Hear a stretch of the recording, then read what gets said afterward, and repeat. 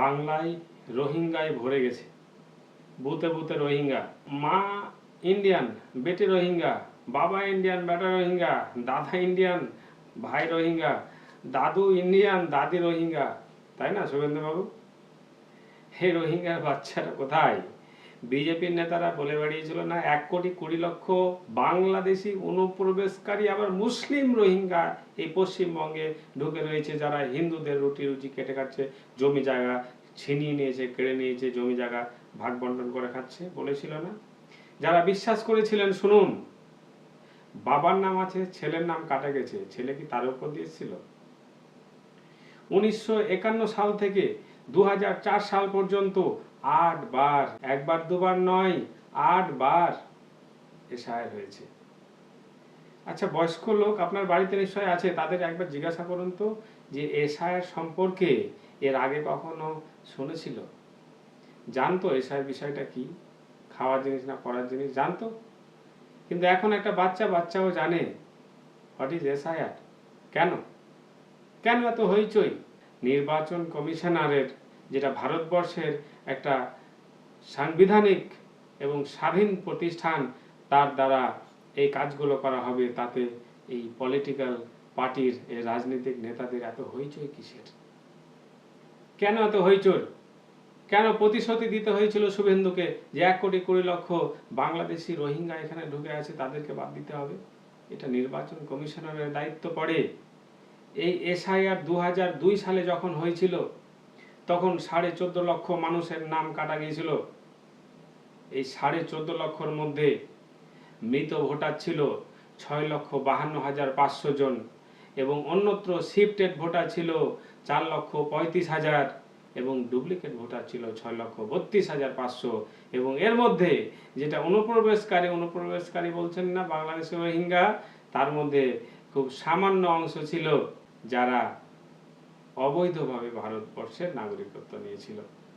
আরে দাদা, যে সমস্ত লোক মারা যাচ্ছে তাদের ভোটার লিস্টের নাম থেকে যায় কি করে? যারা অন্যত্র শিফট হয়ে গেল তাদের ভোটার লিস্টের নাম থেকে যায় কি করে বলুন দেখি? আর ওই তারের নিচ দিয়ে লোক কি করে ঢুকে যায়, তার কার দায়িত্বে আছে? এবং যারা অফিসার আধিকারিকরা যারা এই ভোটারদের নাম ওঠাতে সহযোগিতা করছেন, তারা কারা? শনাক্তকরণ করা যাবে না? শনাক্তকরণ করার প্রয়োজন নেই? তাদের বিরুদ্ধে ব্যবস্থা নেওয়ার প্রয়োজন নেই? এই জবাব তো নির্বাচন কমিশনকে দিতে হবে। 2026 সাল টোটাল ভোটার ডিলিট হয়েছে প্রায় 64 লক্ষ।